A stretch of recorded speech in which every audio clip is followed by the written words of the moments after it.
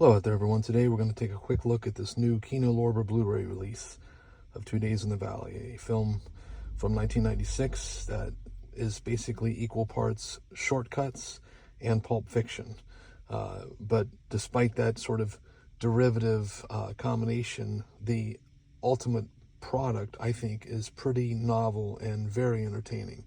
Of course, it has a stacked cast that allows for these actors to sort of, play in the lab, as it were. And I think everyone acquits themselves very nicely, with particular standout performances by Jeff Daniels, who I'd argue was robbed of a supporting actor nomination. He was just absolutely terrific in this film, and of course later on went on to be terrific in many other things. But I think in this film, he really showcased just how good of an actor he is.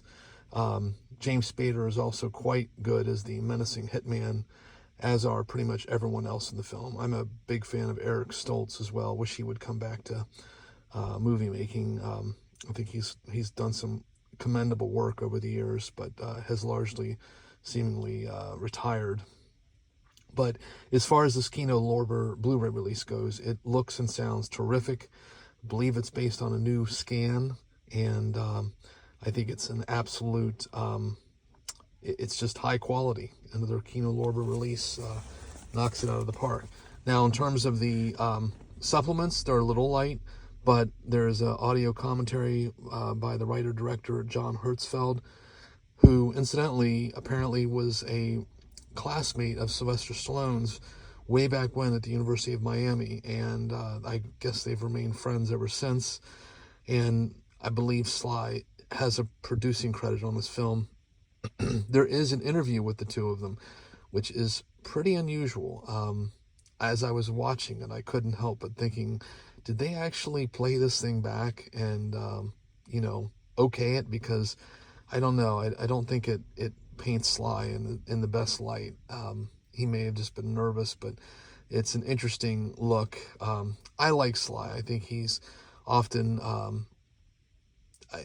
he's made some garbage, but I think he's also very talented, both as a writer, a director, and an actor. And I would definitely caution anyone to just sort of who might lump him into just lowbrow action fare that he really does actually have a pretty impressive body of work, despite the fact that I think he's mined the Rocky and the Rambo franchises way too many times.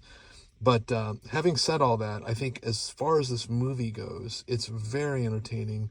And it fits within that sort of moment in the mid-90s where a lot of movies were sort of taking that formula of having, a large cast filled with disparate characters and intersecting timelines that all sort of come together. And of course, Robert Altman was the master of that.